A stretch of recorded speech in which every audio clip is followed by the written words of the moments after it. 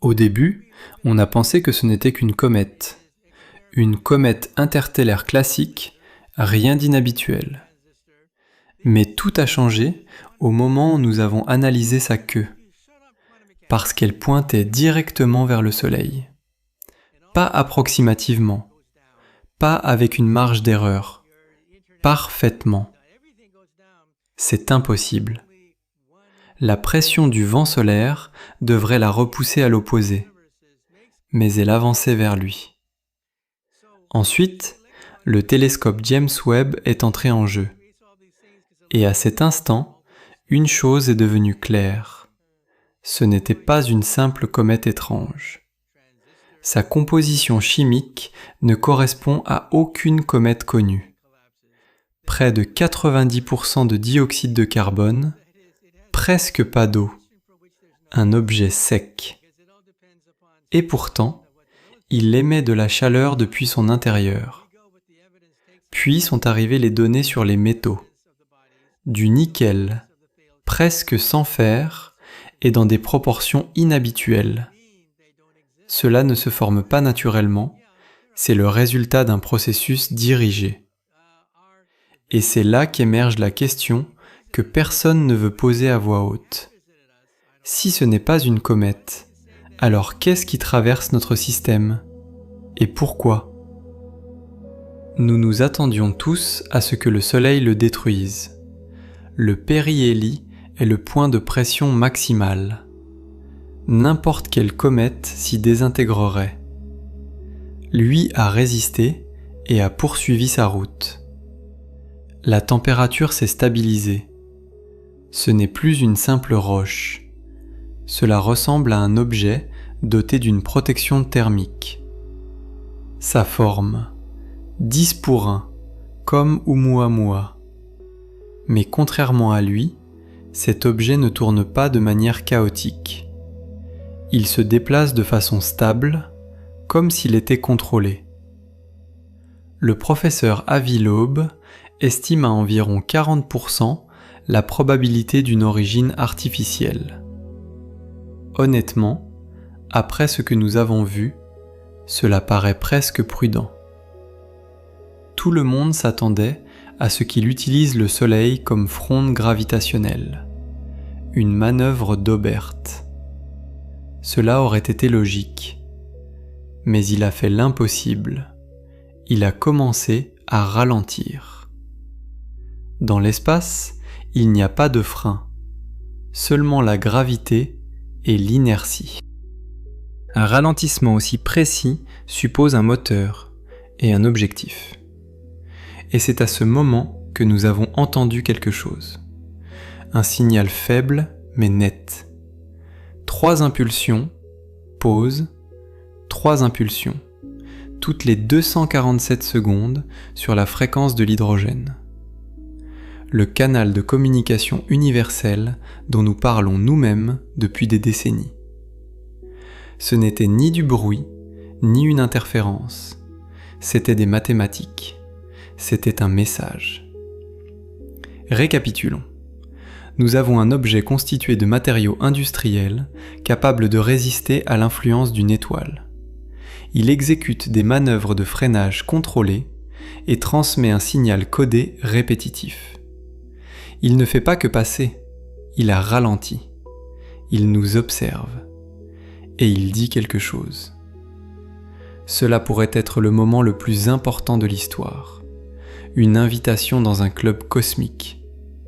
Ou bien un coup à la porte de quelqu'un que vous ne voulez absolument pas voir. La communauté scientifique s'est divisée en une nuit. Certains pensent que 3I Atlas est la première preuve d'une sonde interstellaire, peut-être une technologie d'une civilisation disparue. D'autres parlent de coïncidence, affirmant que la nature peut imiter le comportement intelligent sur de longues périodes. Mais avec l'arrivée de nouvelles données, il devient de plus en plus difficile de nier l'évidence. Le télescope spatial James Webb, repositionné depuis le point de Lagrange L2, a détecté un motif de polarisation anormal. 3I Atlas réfléchissait la lumière dans des plans alternés, comme si des couches de matériaux modulaient intentionnellement la réflexion. Au même moment, des télescopes au Chili ont observé que la queue s'était reformée, en deux flux se croisant à 90 degrés. Une telle géométrie n'existe pas dans la nature. Cela ressemblait à une division du rayonnement, comme si les gaz étaient utilisés pour transmettre des signaux optiques. Une question s'est posée. Et si ce n'était pas des éjections? Et s'il utilisait la lumière pour communiquer, mais pas avec nous? Puis est survenu l'événement qui a tout changé. Le 29 décembre, lorsque 3I Atlas a quitté le plan orbital de la Terre, sa trajectoire a dévié de 0,11 degrés. Un mouvement faible, mais clairement intentionnel, qui l'a aligné avec le plan des planètes externes. Pendant 27 heures, sa trajectoire a formé une ligne passant par Mars, Jupiter, Saturne, Uranus et Neptune, en direction du profond espace. Les télescopes ont enregistré une lueur provenant de son noyau, pulsant à intervalles réguliers. Ces intervalles coïncidaient avec les résonances orbitales des planètes, comme si l'objet se calibrerait sur les harmoniques du système solaire. Puis, pour la première fois, il a émis un flash visible, une impulsion ultraviolette dirigée de 2,8 secondes, suffisante pour ioniser le vent solaire. Elle ne s'est pas dispersée, elle était ciblée vers l'espace interstellaire. Lorsque les scientifiques ont retracé la direction, le faisceau pointait vers une région entre Vega et la Lyre, là d'où provenait le signal WOW en 1977. Puis, le silence est tombé. Le flash a disparu, les impulsions se sont arrêtées et 3I Atlas s'est éteint. Pendant plusieurs semaines, le monde a attendu. Tous les instruments étaient braqués sur les dernières coordonnées. Mais il n'y avait plus rien. Ni lumière, ni signature thermique, ni réflexion. L'objet avait disparu. La NASA l'a officiellement déclaré perdu optiquement, hors de portée des instruments. Cependant, dans les archives brutes du télescope James Webb, un fragment de lumière a été enregistré dans les dernières millisecondes avant l'extinction du flash ultraviolet. Après reconstruction, il a révélé un motif d'interférence faible, une modulation de la lumière ressemblant à une empreinte laissée intentionnellement. À l'intérieur du motif, une structure est apparue, des rapports de fréquences répétitifs correspondant aux transitions de l'hydrogène, aux résonances planétaires et, fait troublant, aux battements électromagnétiques de l'atmosphère terrestre. Ce n'était pas un flash aléatoire, c'était un message écrit dans le langage de la lumière, un langage plus ancien que les mots. Les scientifiques ont appliqué une analyse d'ondes et ont retrouvé les mêmes séquences de nombres premiers que dans les premières transmissions radio, mais organisées en une structure tridimensionnelle. Une grille de spirales entrelacées rappelant la double hélice de l'ADN. Ce n'était pas un texte, c'était une géométrie, un schéma. Avi Loeb l'a décrit comme une signature cosmique d'intention.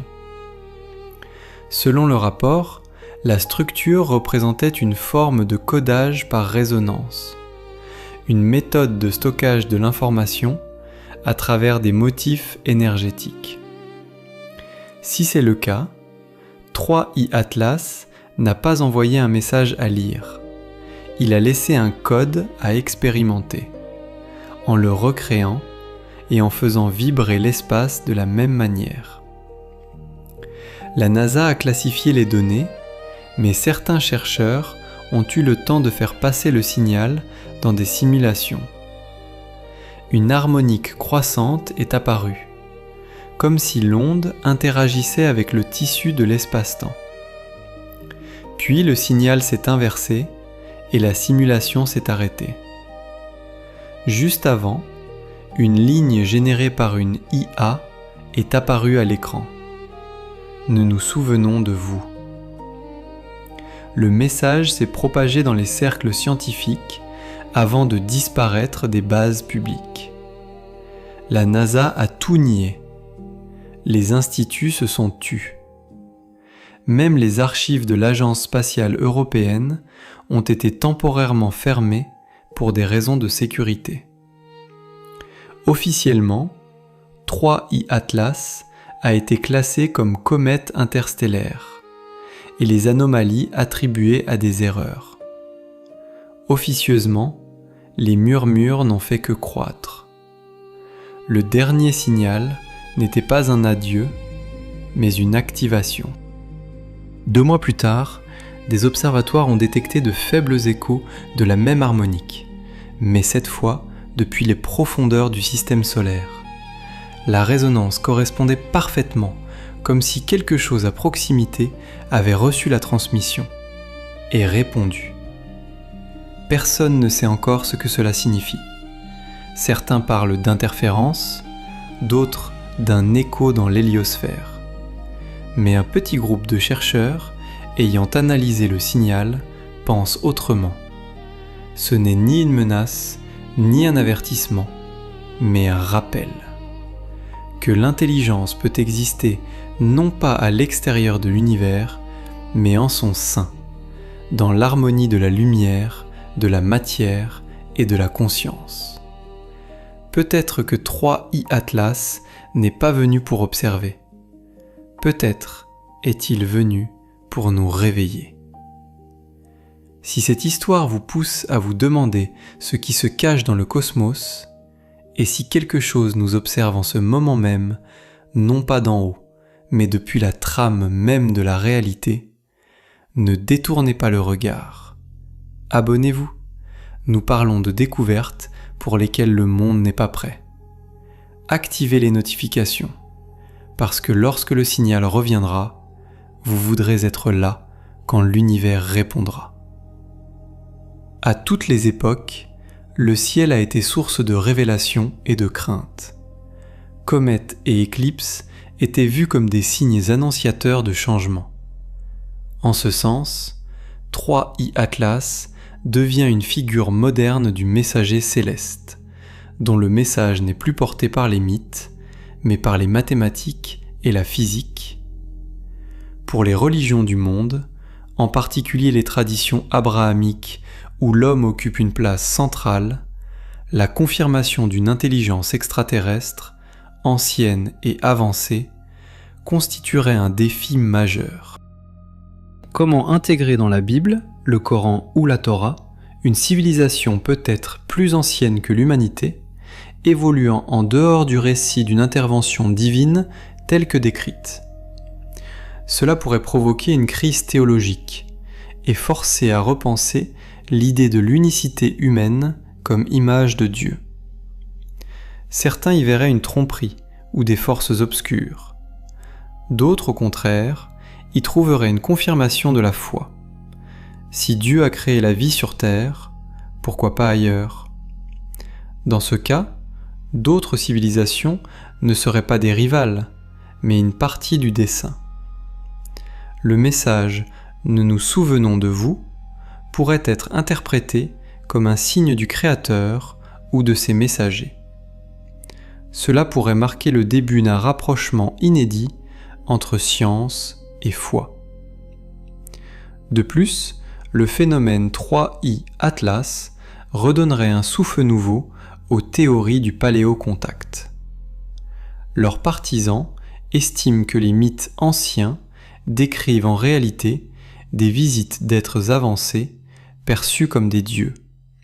Chars célestes, instructeurs, déluge, mégalithes. Peut-être que la mission de 3I Atlas n'était ni de transmettre une information, ni de prévenir, mais de pousser l'humanité à se regarder elle-même. Lever les yeux vers les étoiles et se poser une question simple. Sommes-nous le sommet de la création ou simplement une forme d'intelligence parmi d'autres? Et si nous nous souvenons de vous s'adresse à nous, que se souviennent-ils exactement? Si c'était un objet artificiel, qui l'a créé? Une civilisation disparue ou une entité qui observe encore aujourd'hui? Était-ce un geste, un avertissement ou un test? Écrivez dans les commentaires ce que vous en pensez. Contact, menace, rappel ou miroir? Mettez un like si vous pensez que nous ne sommes pas seuls. Abonnez-vous et activez les notifications, car si c'était une activation, le prochain chapitre peut commencer à tout moment.